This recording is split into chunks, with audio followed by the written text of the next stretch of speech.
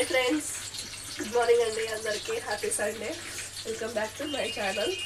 ఈరోజు అయితే నేను కచ్చి చింతకాయ పులుసు చేస్తున్నా, చేపల పులుసు చేస్తున్నా. కచ్చి చింతకాయలు ఉడకబెట్టి పిసుక్కున్నా, చేపలు పులుసు చేస్తున్నా. ఇదైతే ఆయిల్ వేసి లవంగం, దాల్చిన చెక్క, బగారాకు, ఉల్లిగడ్డ, పచ్చిమిరపకాయలు వేసుకున్నా, కరివేపాకు వేసిన. అది కొంచెం వేగినాక అల్లం పేస్ట్ వేసుకోవాలి, కొంచెం వేగాలి.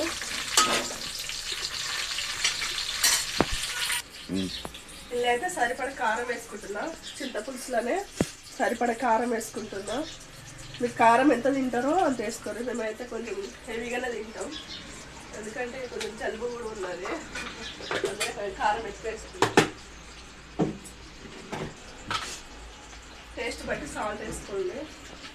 మీరు ఉప్పు కారం ఎంత తింటారో అంత వేసుకోండి. నేనైతే 2 నిమిషాలు వేసుకుంటాను. ఇప్పుడైతే అల్లం పేస్ట్ వేసుకుంటున్నా.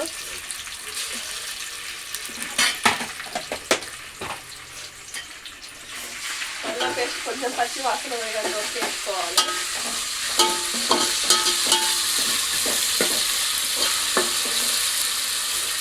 పుదీనా వేసుకుంటున్నా.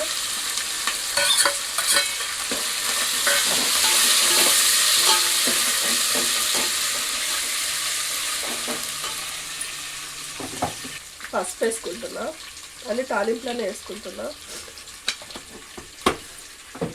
వేసి కొంచెం నూనెలో ఫ్రై చేయాలి.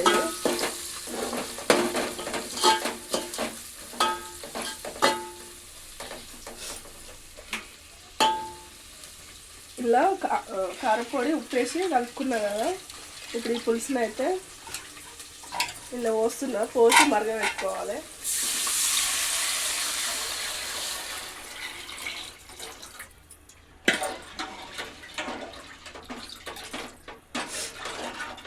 ఇది బాగా మరిగినాక తర్వాత మసాలా చేపలు వేసుకోవాలి. ఓకేనా, చూస్తుండండి. చేపల కూరలో మసాలా ప్రిపేర్ చేసుకుంటున్నా. ధనియాలు వేపుకోవాలి,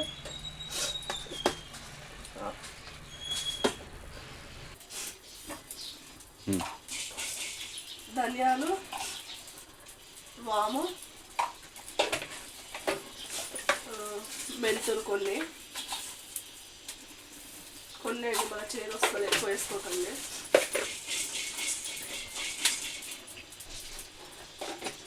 మిరియాలు,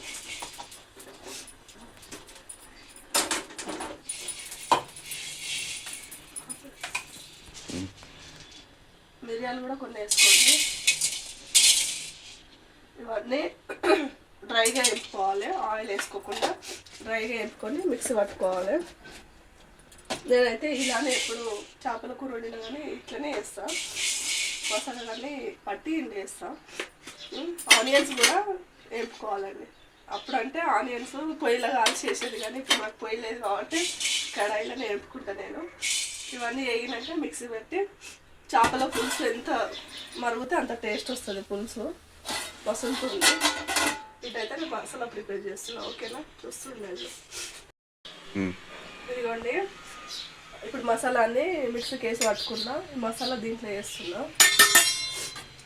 మసాలా మొత్తం ఇలా వేసినాక బాగా మసాలా పెట్టాలి. ఇది ఉల్లిగడ్డ కాల్చి మిక్సీకి పట్టుకున్నా.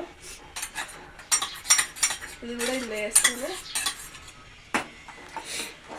ఇది బాగా మసలాలి. చేపల పులుసు ఎంత మసులితే అంత టేస్ట్ ఉంటుంది ఫ్రెండ్స్.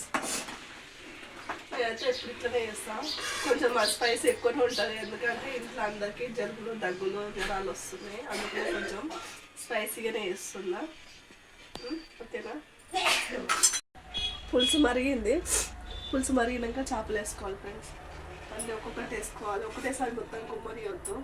మనం చికెన్ వేసుకున్నట్టు కాదు, చేపలు కాబట్టి ఒక్కొక్క పీస్ వేసుకోవాలి. పులుసు అయితే బాగా మరిగింది. బాగా మరిగినాకనే వేసుకోవాలి. పులుసు ఎంత మరిగితే అంత మంచిది, టేస్ట్ కూడా బాగుంటుంది. ఏమో నేను ఫస్ట్ టైం వండుతున్నా కచ్చి చింతకాయ, ఎట్లుంటుందో చూడాలి. ఎప్పుడైనా కానీ పండుమిరపకాయ వండుతా కానీ సారీ కట్టి మామూలు చింతపండుదే వండుతా కానీ ఈసారి కచ్చి చింతకాయలు వండుతున్నా. ఓకేనా, అవన్నీ వేసినాక ఫస్ట్ ఇట్లా కలిపి ఆ తర్వాత ఇట్లా కలిపొద్దు, ముక్కలన్నీ ఇరిగిపోతాయి. ఇది ఒక 10 minutes ఉడికినాక లాస్ట్ ఫైనల్ కొత్తిమీర వేసుకొని తిప్పుకోవాలి, అంతే. ఫైనల్లీ కొత్తిమీర అయితే వేసుకుంటున్నాం ఫ్రెండ్స్.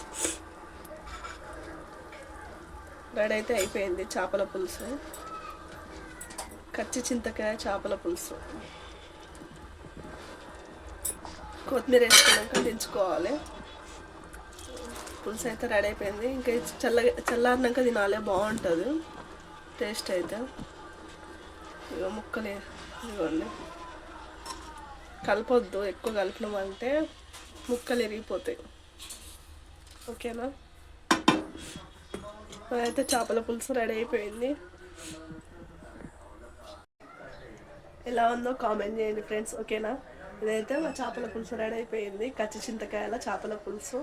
ఓకేనా, ఈ కెమెరా ఎటు చూస్తుందో ఏమో అర్థమైతే లేదు, ఫ్రంట్ కెమెరా తీస్తున్నా. మా వీడియోస్ ఎంత నచ్చితే లైక్ చేయండి, షేర్ చేయండి, సబ్స్క్రైబ్ చేయండి, కామెంట్ చేయండి. ఓకేనా, బాయ్ ఫ్రెండ్స్.